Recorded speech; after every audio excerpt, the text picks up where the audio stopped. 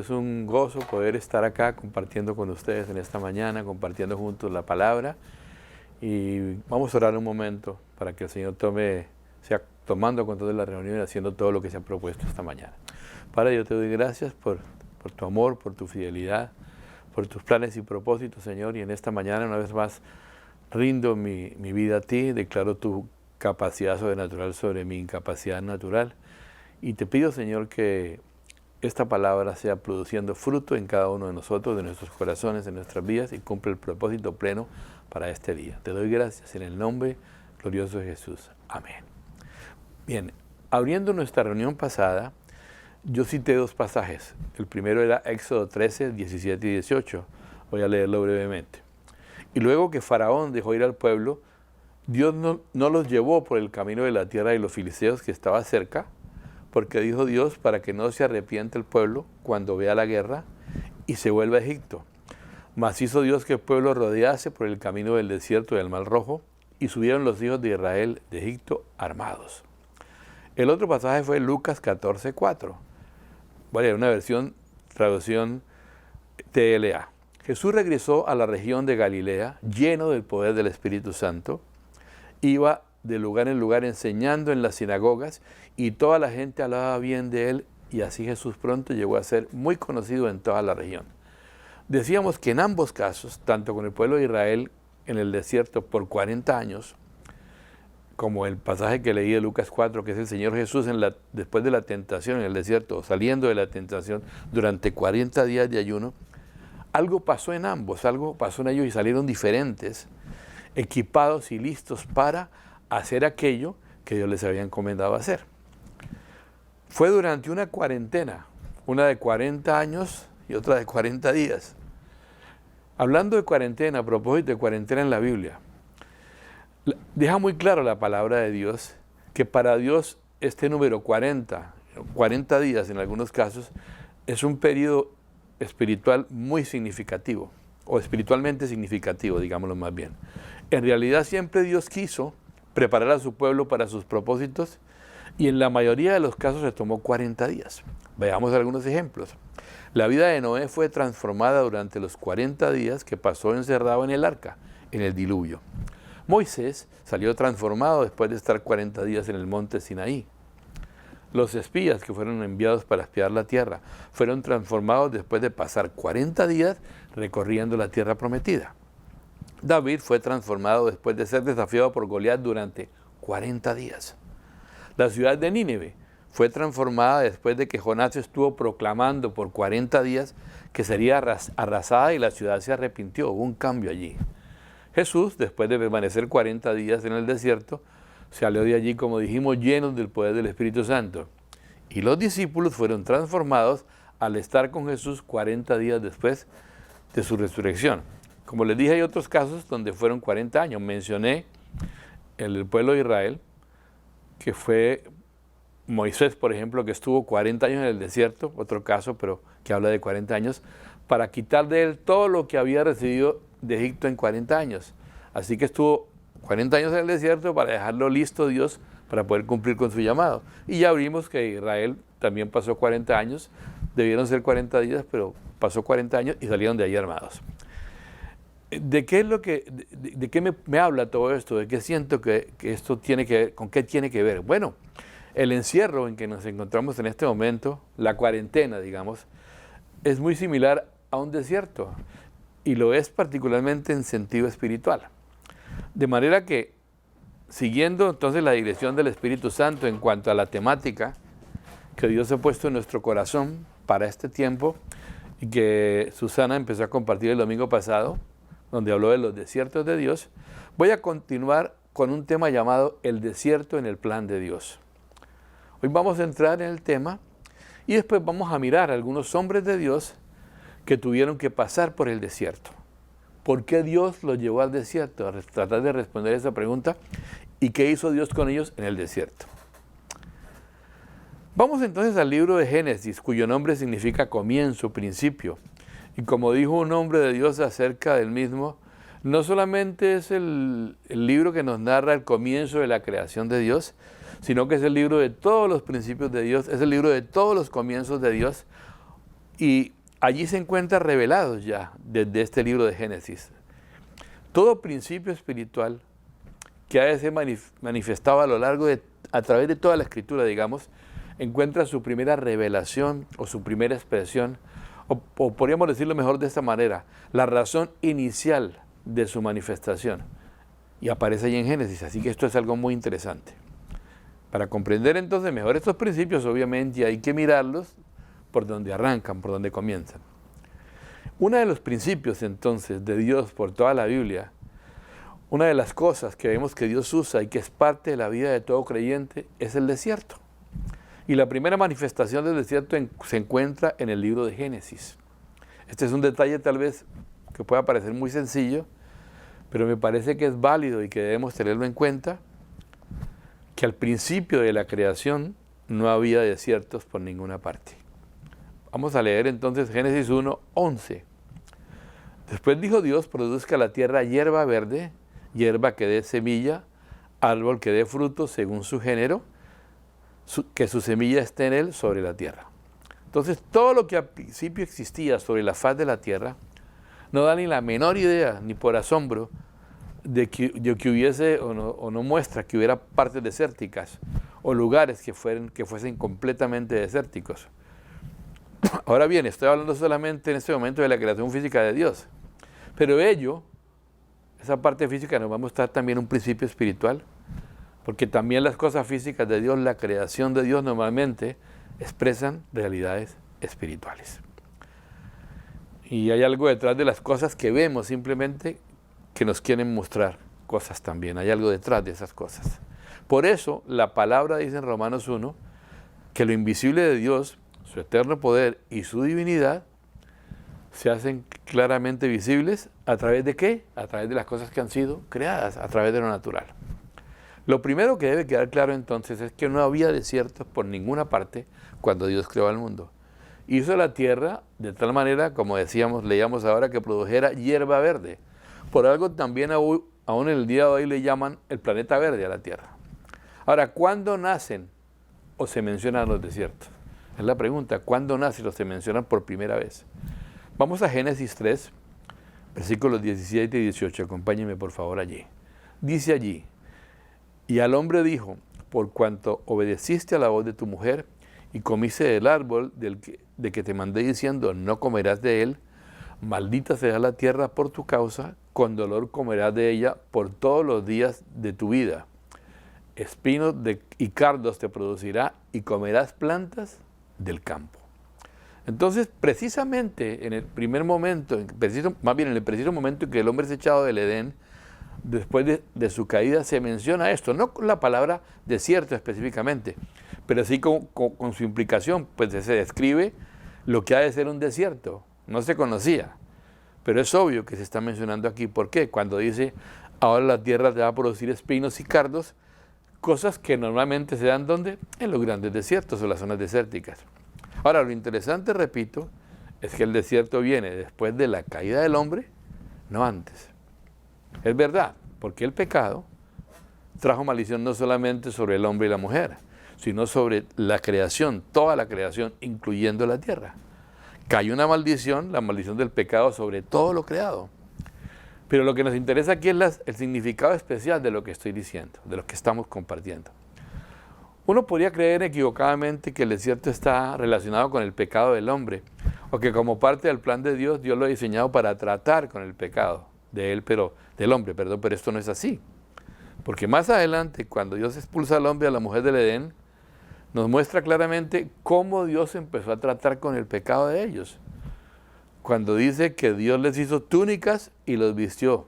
En otras palabras, Dios cubrió su desnudez. Todo esto tiene una implicación espiritual también, pues la Biblia también habla de la vergüenza y de la desnudez del pecado. Y Adán y Eva pues se habían cubierto a sí mismos, ¿no? Habían hecho delantales de hojas, habían tejido, pero Dios les está diciendo, no es de esa manera que yo voy a cubrir esa desnudez que produce el pecado. Entonces Dios está diciendo desde el principio que solamente Él puede remediar y cubrir la desnudez del pecado. Y que todo lo que el hombre puede hacer es como esas hojas que usaron Adán y Eva para pretender cubrir su pecado delante de Dios, cosa que no es posible. Entonces la única forma de estar delante de Dios sin avergonzarse a causa del pecado es siendo cubierto ¿por quién? Por Él mismo, como ilustra esta historia. ¿Cómo lo cubrió? ¿Cómo lo cubrió Dios? Bueno, con pieles. Ahora uno dice con pieles. Bueno, esto implica definitivamente que obviamente uno, o yo no sé si por lo menos uno, pero un animalito fue sacrificado. ¿Para qué? Para que ellos pudieran estar cubiertos con la piel de ese animal que fue sacrificado, y cuando hay un sacrificio obviamente hay sangre derramada, y de esa manera su vergüenza y su pecado fueron cubiertos. Es un cuadro profético, perfecto, de lo que Dios iba a hacer. ¿Para qué? Para cubrir el pecado de la humanidad completa. ¿Por medio de quién? De Jesucristo. El desierto entonces no tiene nada que ver con el pecado del hombre, ni ha sido diseñado para tratar con el pecado del hombre, ¿no? De la misma manera como el asunto fue tratado con Adán y Eva, es tratado ahora. La Biblia dice que Jesús es el Cordero de Dios, que quita el pecado del mundo, un Cordero sin mancha, que vivió sin pecado, murió en la cruz, fue contado entre los pecadores, tomando en la cruz el lugar que el pecador debía tener por su pecado. Él tomó el lugar que merecíamos tú y yo. Jesús lo tomó por él, derramando su sangre por el pecador, tal como se derramó la sangre de un animalito, y después la justicia de Cristo, su perfecta santidad, se convirtió en un vestido espiritual con el que Dios cubre a los pecadores ahora. Tal como tipológicamente Adán y Eva fueron cubiertos en el Edén por la piel de un animal sacrificado o de varios animales en el huerto. Es el mismo cuadro, es la misma idea, una sangre derramada para limpiar, quitar de en medio la falta que se había cometido, ese pecado. Y luego un vestido dado por Dios que cubriera la desnudez del hombre, su desnudez, pero no es un vestido hecho por el hombre. Entonces el desierto, mis amados, reitero, no es para el pecado, no es la manera como Dios trata con el pecado. Y esto tiene que quedar bien claro. Dios no nos lleva allí para tratar con el pecado. Pues para el pecado, reitero una vez más, la única cosa es ser lavados con la preciosa sangre de nuestro Señor Jesucristo. En el Edén, el hombre estaba en perfecta comunión con Dios y había una total armonía con Dios. El asunto es que esa comunión se pierde, el hombre tiene que ser echado afuera, y ahora se hacen necesarios los desiertos. ¿Por qué el desierto? Y entramos ya un poco en nuestro tema. Espiritualmente hablando, forma parte del plan de Dios para, aunque suene un poco extraño, poder mantener esa comunión íntima con sus hijos. Uno diría, bueno, Dios hubiera podido diseñar un plan muy agradable, algo más agradable, algo muy hermoso, un lugarcito lleno de flores, un cuartico especial, donde de vez en cuando invitar a Adán para hablar con él, pero no. Dios habló allí de desiertos como el camino para poder mantener una relación íntima de comunión con Dios, con sus hijos, perdón. Dios con sus hijos. Puede parecer contradictorio, porque la verdad, a los ojos naturales, un desierto no luce como un buen lugar para tener una relación de amor, dos personas. No parece, por lo menos, tampoco un lugar para tener comunión con Dios. Uno diría, pero bueno, o uno podría preguntarse, el lugar para tener comunión con Dios no sería más bien la iglesia, en el momento de adoración, o cuando yo disfruto las bendiciones de Dios, con todo el mundo tan feliz y alegre. ¿Por qué desierto? Si un desierto es algo tan seco, tan árido, y además en los desiertos están llenos de serpientes y escorpiones. Bueno, la Biblia lo declara en Oseas 2, un texto que mencionó la pastora Susana el domingo pasado, y es ese mismo versículo. Voy a leer la versión Biblia de las Américas, Oseas 2:14. Acompáñenme, por favor. Dice allí, por tanto, he aquí la seduciré, la llevaré al desierto y le hablaré al corazón. Qué interesante, ¿no? He aquí la traeré y la llevaré al desierto y allí le hablaré a su corazón. Digamos que Dios es un poco peculiar. Porque si tú piensas en cortejar a una dama, varón, buscarías el mejor lugar, muy agradable, lleno de flores, campo verde con aroma de flores, jazmines, etc. Un jardín en un día totalmente esplendoroso con el cielo azul, el sol radiante, y la llevarías allí para hablarle de amor, decirle unas cuantas cosas, cuánto has soñado con ella, al estar con ella, y con ella misma, creo que ninguna se resistiría. Y podría decir algo así como contigo hasta las estrellas, o hasta la luna, hasta los planetas, cosas que dicen los enamorados. Entonces uno podría pensar, bueno, Dios podría crear un lugar así, muy especial, donde pudiera convencernos de su amor, pero la Biblia dice que Dios, para hablarle a su amada, la va a llevar al desierto. ¿Lo puedes creer? Pues sí, así es. Imaginemos entonces al amado y a la amada de un instante antes diciéndole, mira, yo tengo algo muy importante que decirte, pero si estuviéramos en Colombia, vamos a encontrarnos en Villa de Leyva, Colombia, porque allá hay un desierto. Aquí sería en Nevada, pero no en Las Vegas, sino por ejemplo en Virginia City, un pueblo fantasma ahí en el desierto de Mojave. En todo caso, la lleva al desierto y le dice, mira, amada mía, esta es la vida que he soñado para los dos, aquí en este lugar tan precioso. Yo creo que esta dama empieza a mirar por todas partes rocas, cactus, fósiles, polvo, unos picos ahí que se levantan áridos y no solo arbolito que los adorna, un calor salvaje. Y el amado de ella diciéndole, aquí te traje para hablarte de mi amor. Yo creo que ella después le diría, no, contigo ni a la esquina. Y él iba en Colombia y aquí, no, de ninguna manera, no voy a ningún lado. Pero así es la cosa, ¿no? Y el lugar de Dios, para poder volver a tener comunión con el hombre, ya no es el Edén. Ahora es el desierto, donde a Dios se le ha ocurrido poder tener ese momento de comunión más perfecto con sus hijos. El momento de mayor intimidad, porque la Biblia dice, no sea recordando lo que acabo de leer, allí le hablaré a su corazón, pero no se queda allí, dice algo más. Oseas 2:15 y 16. Le daré sus viñas desde allí, y el valle de Acor por puerta de esperanza. Y allí cantará como en los días de su juventud, como en el día en que subió de la tierra de Egipto. Sucederá en aquel día que declara el Señor que me llamarás Ishi y no me llamarás Baalí. Y ella me cantará a mí como en los días de su juventud. Allí me conocerá como nunca antes. Ya no solamente me dirá mi Señor, me dirá mi amado. Qué tremendo, ¿no? ¿En dónde? La respuesta una vez más es en el desierto. Porque es en los lugares desérticos, en el desierto, donde los hombres de Dios han tenido los encuentros más profundos, auténticos con Dios, y donde justamente su carácter ha sido radicalmente cambiado, transformado, donde han entrado en una dimensión de vida diferente en el Señor. Para ellos se ha ideado el desierto, para mantener con ellos esa relación íntima de comunión que ha sido rota en el Edén, y que Dios quiere restaurar en el desierto, un lugar donde Él va a traer hacia sí mismo a sus propios hijos, a traerlos a su propio corazón. Entonces, como ya dije, Adán vestido de piel es tipo del hombre que ha sido redimido, pero que ahora esa redención no excluye la necesidad del desierto para poder entrar en una relación de comunión con Dios. Habla también de reposo. Es verdad, estaba cubierto ahora, pero volviendo al punto, ¿dónde podía tener Adán comunión con Dios otra vez si estaba fuera del Edén? Ahora era en el desierto.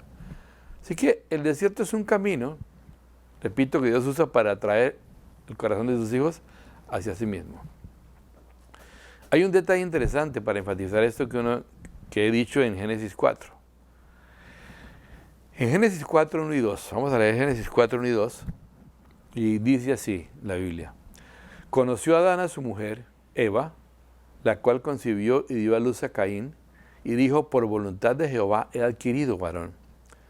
Después dio a luz a su hermano Abel, y Abel fue pastor de ovejas, y Caín fue labrador de la tierra. Un detalle interesante para observar aquí es que los oficios de Caín y Abel eran distintos. Ellos se ocuparon de cosas diferentes. Abel era pastor y Caín era labrador. Y uno de ellos, Caín el labrador, usted sabe cómo terminó. Terminó de asesino al poco tiempo. Vamos ahora a otro pasaje. Vamos a Génesis 46, versículos 31 al 34. Y José dijo a sus hermanos y a la casa de su padre, subiré y lo haré saber a Faraón, y le diré, mis hermanos y la casa de mi padre, que estaban en la tierra de Canaán, han venido a mí, y los hombres son pastores de ovejas, porque son hombres ganaderos, y han traído sus ovejas y sus vacas, y todo lo que tenían. Y cuando Faraón os llamare y dijere, ¿cuál es vuestro oficio? Entonces diréis, hombres de ganadería han sido tus siervos desde nuestra juventud hasta ahora, nosotros y nuestros padres, a fin de que moréis en la tierra de Gosén, porque para los egipcios es abominación todo pastor de ovejas. Mira, los egipcios odiaban a los pastores. Era un oficio que les parecía aborrecible, menospreciable, despreciable. Y aquí todos eran pastores. Abel pastor y todos los patriarcas pastores. Pero hay aún más. En el siguiente capítulo, en Génesis 47, versículo 3, se reafirma esto. Génesis 47, 3. Y Faraón dijo a sus hermanos, ¿cuál es vuestro oficio? Y ellos respondieron a Faraón, pastores de ovejas, son tus siervos, así nosotros como nuestros padres. Entonces, ahora, volviendo a ver este versículo un poquito, enfatizando lo mismo más bien, aumentamos esto a la lista. No solamente ellos eran pastores, sino todos sus antepasados habían sido pastores. Vamos un poco más adelante o a otro pasaje aún, adelante, vamos a Éxodo. Vamos a otro pasaje, ¿no? Éxodo 3:1. Dice así, apacentando Moisés las ovejas de Yetro su suegro, sacerdote de Madián, llevó las ovejas a través del desierto y llegó hasta Horeb, monte de Dios. Moisés entonces, otro pastor. La pregunta es, ¿por qué pastores de ovejas? Porque el pastor era uno en lo natural, que estaba en directa relación con el desierto, cosa que no pasaba con el labrador de la tierra, como era el caso de Caín. Caín era eso, labrador de la tierra, y a él no le servían los desiertos. ¿Para qué querría un desierto? ¿Qué podría él cultivar en un desierto? Podría pensar. No, él necesitaba de la tierra fértil. Él nunca conoció desiertos. Y uno podría decir que aquí establece una cierta diferencia, o más bien que aquí se establece, una cierta diferencia en los hombres de Dios que realmente conocen los desiertos de Dios, que han pasado por el desierto de Dios.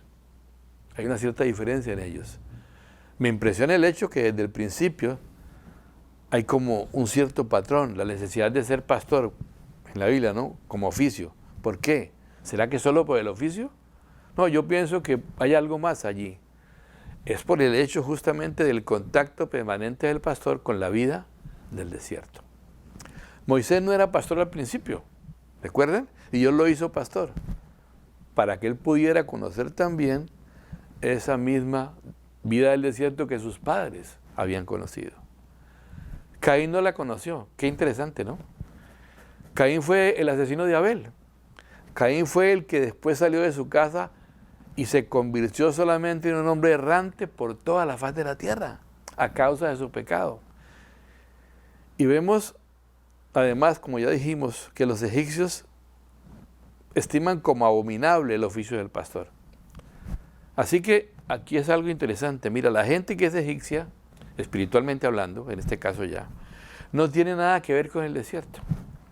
Porque el desierto es un lugar preparado únicamente para los hombres y mujeres con los que Dios quiere tener una relación e intimidad muy profunda. Y los egipcios no están acostumbrados a eso. Allí no van egipcios, allí no van labradores de la tierra. Allí únicamente van los hombres y mujeres que Dios quiere tener cerca de su corazón. Y eso es parte del plan de Dios. Abel pastor, los patriarcas pastores, Moisés pastor, David pastor, porque también lo fue, y por eso él escribió ese precioso salmo, el Salmo 23, con tanta propiedad.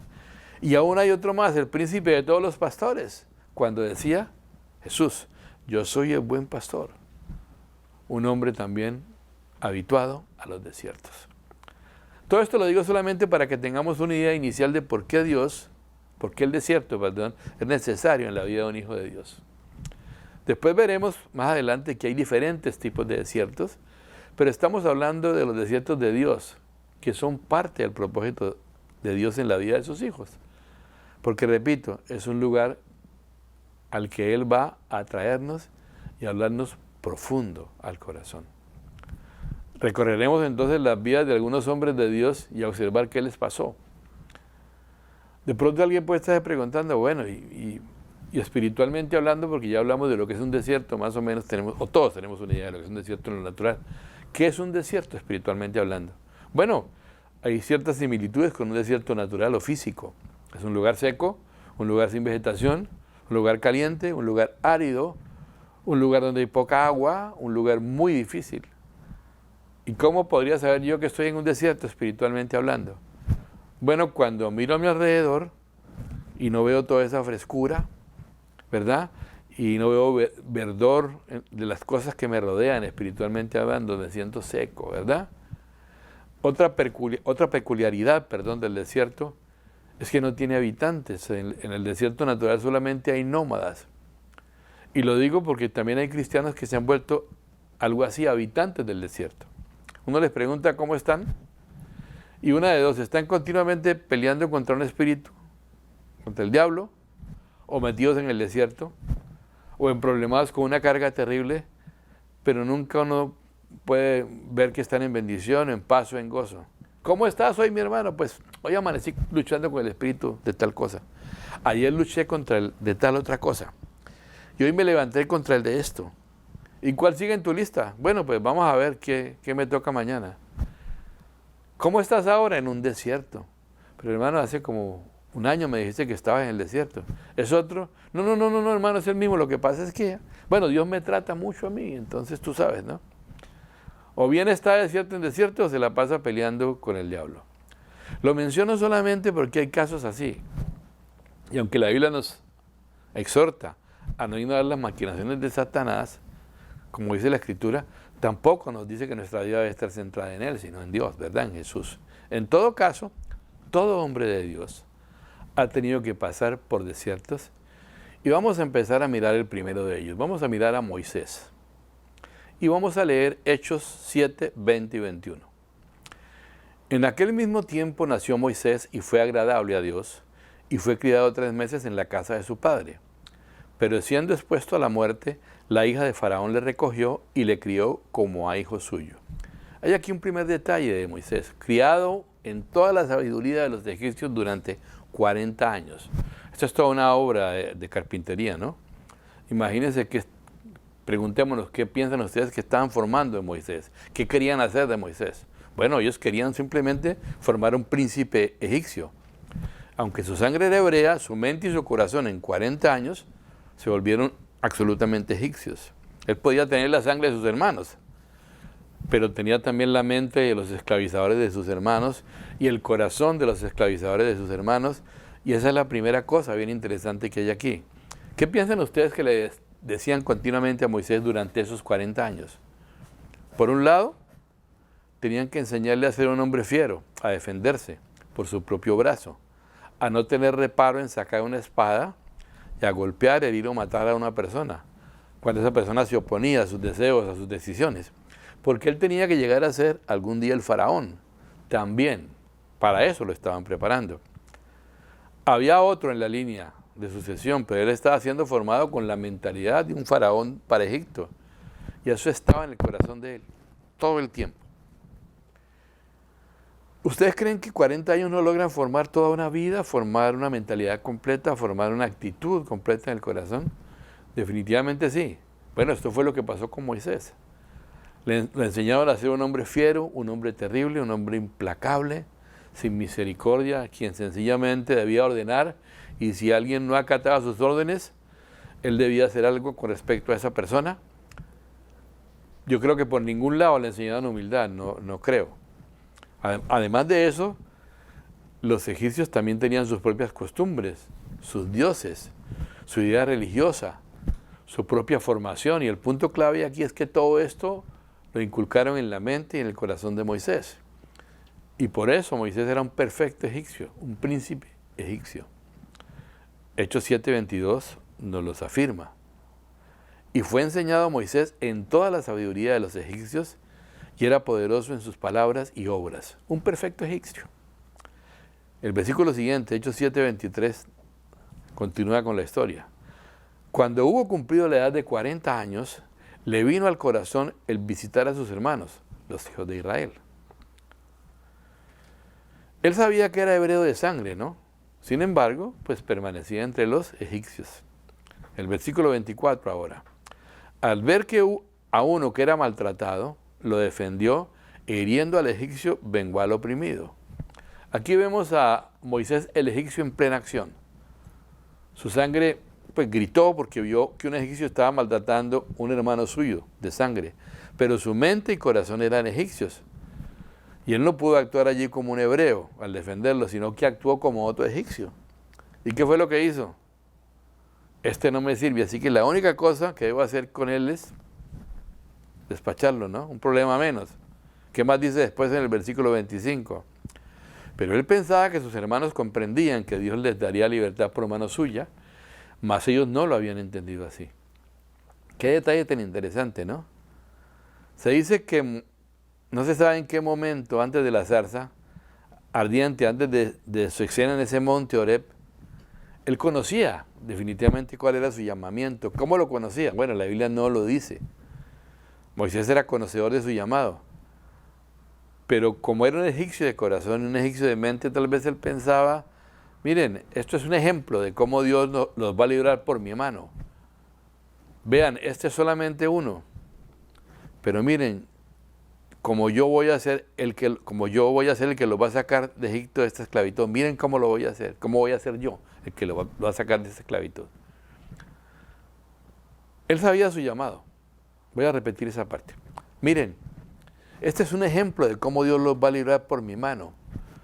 Vean, este es solamente uno, pero miren cómo yo voy a ser el que los va a sacar a ustedes de esta esclavitud. Él sabía su llamado, pero lo comprendía de la manera egipcia y no de la manera del Señor. Sabía que Dios iba a usarlo para libertar a Israel, pero creía que era con las estrategias de Egipto. Miren, mis amados, cuando Dios está formando a una persona y la está preparando para un trabajo especial, lo que Dios no va a hacer jamás, ténganlo por seguro, es usar nada de lo que Egipto le enseñó a usar, o los talentos dados en forma egipcia, los talentos dados por Dios pero usados a la manera egipcia, para cumplir ese propósito. Ahora, ¿de qué habla Egipto? Egipto nos habla de todo lo que no es Dios, de todo lo que se opone a Dios, de todo lo que ignora a Dios o pretende reemplazar a Dios. Así que Moisés creyó que se podían cumplir los llamados de Dios con las herramientas o con las cosas que se dan en Egipto, tipo del mundo, repito, y eso es imposible.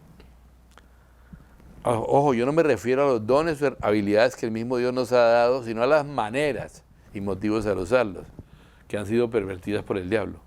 De pronto pensó, uy, todo lo que supe e hice para ser faraón, seguramente yo lo voy a usar tal cual ahora, para ser un príncipe de Israel. ¿Cuántas cosas de este estilo no pensaría o diría Moisés? ¿Cuántas veces y cómo se imaginó él que iba a hacer este asunto, no? Pero él estaba absolutamente equivocado. Él creía que había sido asunto de Dios que fuera criado como faraón, en el sentido de que se necesitaría un tipo de esas cualidades para poder ser un príncipe de Israel.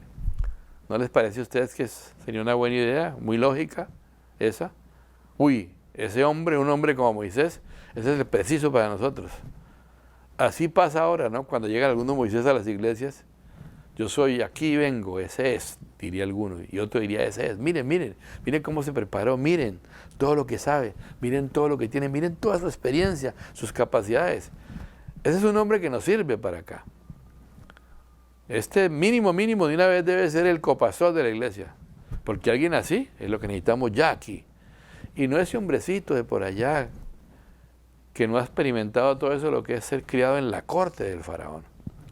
Lamentablemente, algunas veces hoy en día se hacen las cosas así en algunos lugares, usando mucho de lo de Egipto, del carácter de Egipto, y se pretende hacer las cosas en la iglesia del Señor de la misma manera como Moisés pretendió usar lo que sabía a la manera de Egipto para ponerlo dizque al servicio de Dios, ¿no? Pero es que lo único que se puede someter al servicio de Dios, mis amados, es aquello que Dios dio primero. No se puede servir a Dios con lo que tú y yo tenemos, así nada más. Y mucho menos con lo que Egipto nos ha dado, o lo que Dios nos ha dado, y Egipto ha pervertido. Así que únicamente vamos a poder servir a Dios con lo que Dios da primero.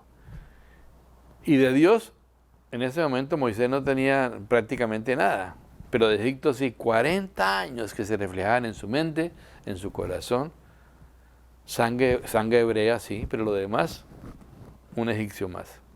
Él no conocía la vida de los hebreos realmente. Él solamente había conocido la vida en Egipto. Y seguramente pensaría, no, a mí me contaban la historia de que me echaron al agua en una cuna mal hecha y aparte de eso llena de brea y claro, como yo soy escogido, pues me recogió la hija de Faraón, pues faltaba más, no me podía recoger cualquiera, ¿no? Tenía que ser alguien así. Y aparte de eso, miren lo que Dios ha hecho. Me metió en la corte de Faraón, porque claro, yo necesitaba saber todo lo que los egipcios saben para poder pelear contra ellos. Tal vez eso sería razonable.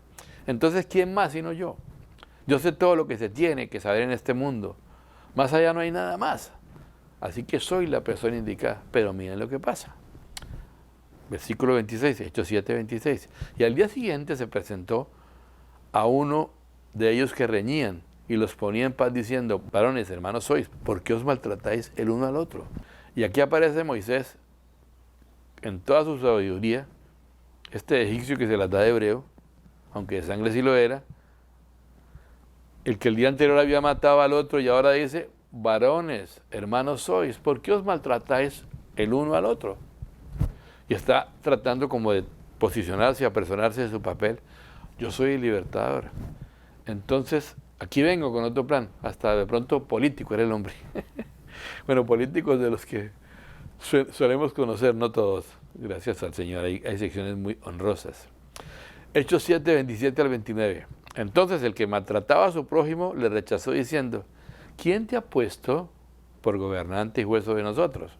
¿Quieres tú maltratarme o matarme, perdón, como mataste ayer al egipcio? Al oír esta palabra, Moisés huyó y vivió como extranjero en tierra de Madián, donde engendró 2 hijos. ¿Qué pasó aquí? Bueno, hasta aquí él era el convencido de que él era perfecto, el hombre ideal, que él sabía todo y que era obvio que esa estadía en la corte de Faraón, en medio de esa corte, era pues justamente para aprender todo lo que necesitaba para luego ser el príncipe de Israel. Entonces viene otro hermano suyo, la vergüenza, diciéndole, ¿sí es que tú quieres matarme como hiciste con el otro ayer?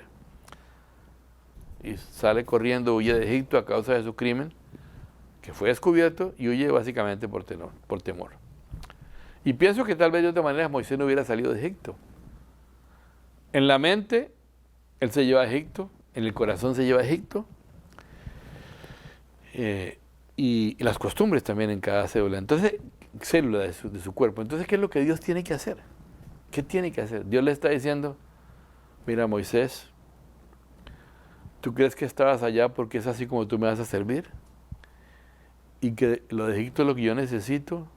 ¿Sabes qué, Moisés? Yo te voy a llevar a un lugar para prepararte.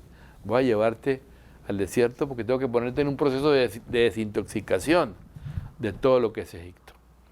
40 años recibiendo las cosas de Egipto. Y yo lo llevo al desierto, ni más ni menos que por una cantidad de años exactamente igual. ¿Cómo sería de terrible lo que Egipto implica? Que para sacarle del corazón a Moisés a Egipto tuvo que ponerlo durante 40 años en el desierto. ¿Y en qué lo convierte? Eso es lo interesante aquí. Ya no era el promulgador de leyes, allí no tenía nadie más a quien darle sus discursos que a un poco de ovejas. Y seguramente al principio él no podía aceptarlo pensando algo como, uy, yo vengo de la corte faraón y ahora, ¿cómo así que ahora voy a ser solamente un pastor de ovejas? No se les olvide lo que pensaban los egipcios acerca de los pastores, ¿no? ¿Cómo es posible que yo, el príncipe, ahora esté aquí delante de un poco de ovejas? Ya no puedo hablarle a nadie más que ovejas. Darle órdenes a ovejas y ni siquiera me obedecen. No sé, entonces, allá ante una palabra de Moisés todo el mundo corría al instante, pero aquí él debía correr detrás de las ovejas a veces y acomodarlas. Entonces, tal vez él estaba haciéndose la idea, esto de pronto estaba ilusionado, esto de hace poco tiempo. Eso mientras Faraón se le olvida el asunto. Pero ese poco tiempo, mis amados, sabemos que fue 40 años. Porque Dios tenía que coger célula por célula y sacarle a Egipto de dentro de él, porque lo llevaba en sus entrañas. Y tenía que mostrarle Dios también a Moisés que él era con espada, la espada egipcia con la que él podría liberar a Israel, que la sabiduría egipcia no era nada y que él tenía que hacerlo primero como un insensato, como un necio, para luego volverlo un auténtico sabio. Que la idea de haber estado en Egipto no era para que él conociera cómo atacar a Egipto, sino que ahora él debería ir a la manera de Dios Y por eso ustedes ven más adelante que cuando él llega delante de Faraón, él no llega con espada ni nada de eso. Él llega con un palo en la mano. ¿Qué le da a Dios? Ya no una espada, ahora él va hablando su palabra.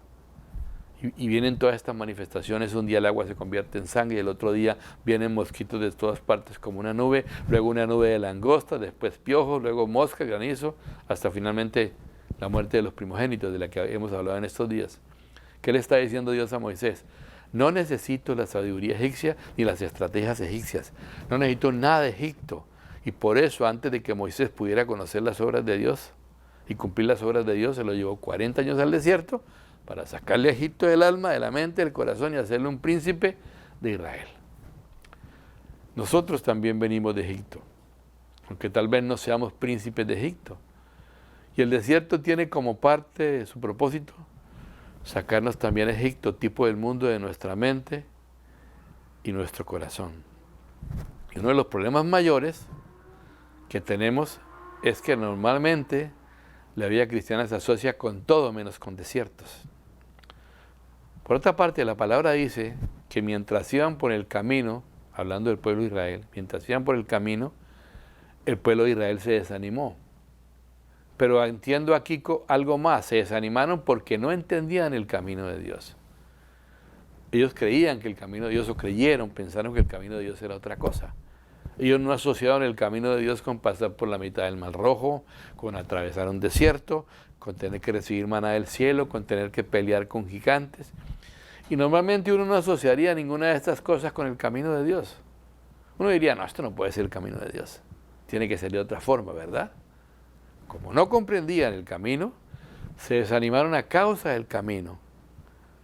Es importante entender entonces cuál es el camino de Dios. Vamos a dejar hoy por allí y estaremos compartiendo Dios mediante en nuestra próxima reunión. Vamos a orar y despedirnos ahora. Padre, yo quiero darte gracias, Señor, por este tiempo, darte gracias por tu palabra, darte gracias por estos ejemplos, este ejemplo que empezamos a compartir de la vida de Moisés, cómo tú hiciste un proceso tremendo en la vida de Moisés para poder sacar todo lo que traía él de Egipto y limpiarlo de eso y para poder usarlo para liberar a tu pueblo. Señor, te pido, Señor, que podamos entender ahora en este tiempo que estamos pasando, que es similar a uno de esos desiertos tuyos donde tu propósito es, como decías en Oseas, llevarnos al desierto y hablarnos al corazón y poder escuchar íntimamente la voz de Dios y conocerle de manera más íntima para salir allí reflejando su gloria y poder hacer la obra, poder ser luz y mostrar a Dios en las naciones. Yo bendigo ahorita y suelto ahora sobre mis hermanos esa gracia, ese favor, la unción del Espíritu Santo en este tiempo. La unción para poder recibir, la unción para poder estar en la presencia y la gracia y el favor para, una vez salidos de allí, poder ministrar a otros, Señor, con tu amor, con tu realidad, que se produce en tiempos de intimidad como este que nos has dado, para que no desaprovechemos esta oportunidad de intimar, esta oportunidad de crecer, esta oportunidad de hacer lo único que realmente importante, que es estar contigo, la relación contigo, y que todo lo que hagamos, todo lo que se haga, parte de esa única fuente, la fuente maravillosa de tu presencia, como ha sido planeado desde el principio. Te doy gracias en el nombre de Jesús. Bien, mis hermanos, nos despedimos ahora. Esperamos que tengan una semana llena de victoria, de propósito y de relaciones lindas entre familia y de encuentros profundos con Dios. Y Dios mediante nos veremos el próximo domingo por esta misma vía. Señor les bendiga. Gracias.